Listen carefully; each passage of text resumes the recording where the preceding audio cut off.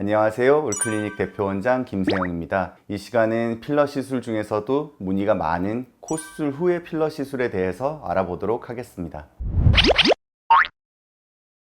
코 수술을 하셨던 분이 수술 이후에 필러 시술을 원할 때는 대부분 수술 결과가 만족스럽지 못하거나 어느 정도 시간이 경과한 후에 높이나 볼륨 또는 모양의 변화가 생겼을 경우입니다. 물론 재수술이라는 선택지도 있지만 수술을 더는 원하지 않는 분들이 계시거든요. 그 중에는 코에 넣었던 보형물을 다시 빼내야 했던 분들의 비율이 조금은 높은 것 같습니다. 이런 다양한 이유로 코 수술 후에 필러 시술이 가능한지 문의를 많이 주시는데요. 결론부터 말씀드리면 가능합니다. 하지만 전제 조건이 있습니다. 코 수술 후에 필러 시술을 하기 위해서는 먼저 시술할 부위에 공간이 있는지 확인이 필요합니다. 시술을 원하시는 부위를 만져봤을 때 피부는 종이장 같이 얇고 안에는 보형물이 가득 차 있어서 필러가 들어갈 공간이 없다? 그러면 필러 시술이 좀 어려운데요. 이런 경우는 그렇게 많지가 않습니다. 코를 살짝 만져봤을 때 말랑말랑하고 약간이라도 움직인다면 필러 시술을 할 수 있다고 보시면 되고요. 만약에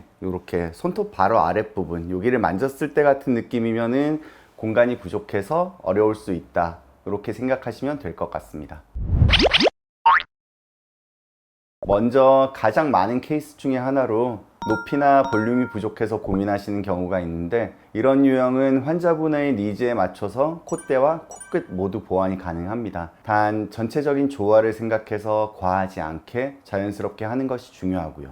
두 번째는 수술 후에 어느 정도 시간이 흐른 뒤 코가 낮아진 유형인데요. 보통 코끝이 떨어진다고 표현하는데 피부가 원래 상태로 되돌아가려는 성질 때문에 코끝이 내려온 경우는 코끝에만 살짝 필러를 넣어주어도 만족도를 크게 높일 수가 있습니다. 반대로 구축으로 인해 코끝이 이렇게 들린 경우는 옆에서 봤을 때 코 진행 방향의 연장선상에 있는 이 앞부분에 볼륨을 넣어주면 길어 보이는 효과를 볼 수가 있습니다. 또 보형물과의 경계선이 드러나는 경우도 있는데, 경계선 부위를 아주 섬세하게 채우는 스킬만 있다면 얼마든지 자연스럽고 매끈하게 연결할 수 있고요. 콧대가 휘어서 대칭이 안 맞는 경우는 필러로 완벽하게 일자 코를 만들긴 어려울 수도 있지만 휘어있는 반대쪽을 필러로 살짝 보완해 주면은 훨씬 완만해 보이는 개선 효과를 볼 수가 있습니다. 마지막으로 코 수술 후에 양쪽 콧구멍의 크기가 다르다, 짝짝이다 하시는 분들이 있는데, 이런 경우도 크기가 큰 쪽을 필러로 살짝 메꿔주면 실제로 어느 정도 크기 차이를 줄여줄 수도 있습니다. 물론 필러로 개선하기 어려운 유형도 있습니다. 보형물이 비쳐 보이는 경우인데요. 필러 자체도 투명한 재질이라 많이 들어가 있으면 비치는 현상이 생기기도 하거든요.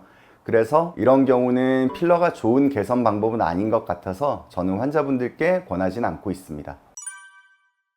코 수술 후의 필러 시술은 좁은 공간, 염증 발생 등 여러 가지 고려할 사항이 많아서 일반적인 코필러 시술보다는 꽤 까다롭습니다. 하지만 섬세한 시술 노하우를 가진 경험 많은 의사가 안정성 높은 필러로 충분히 주의를 기울여 시술한다면 수술 부담 없이 개선 효과를 볼 수 있는 좋은 방법이라고 할 수 있겠습니다. 영상 보시고 궁금한 점 있으신 분은 댓글 남겨주시고요. 지금까지 올클리닉 대표원장 김세영이었습니다. 감사합니다.